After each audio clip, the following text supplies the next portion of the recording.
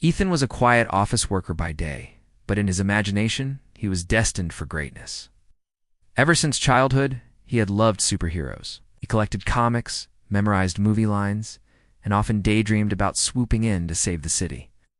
One evening, after watching yet another action film where the hero conquered evil, Ethan asked himself a dangerous question. Why not me? He dug through his closet and crafted a costume.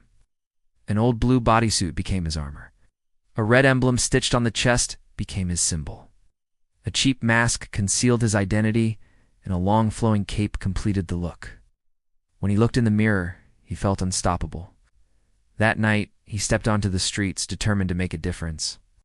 For almost an hour, he wandered past quiet houses and empty sidewalks. Nothing happened. Just when doubt crept in, he spotted two young men arguing beside a parked car. One gave the other a shove.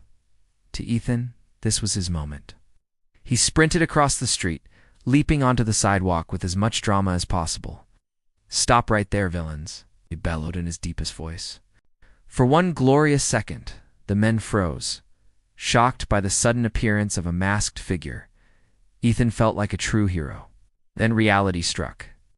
His cape tangled around his legs mid-pose, and before he knew it, he tripped forward and slammed onto the ground. His mask slid sideways, his arms sprawled, and his heroic aura disappeared instantly. The two men burst into laughter. Their argument forgotten, they pointed and shouted, "Dude, you just tripped on your own cape." Bystanders who had gathered pulled out their phones, capturing every second.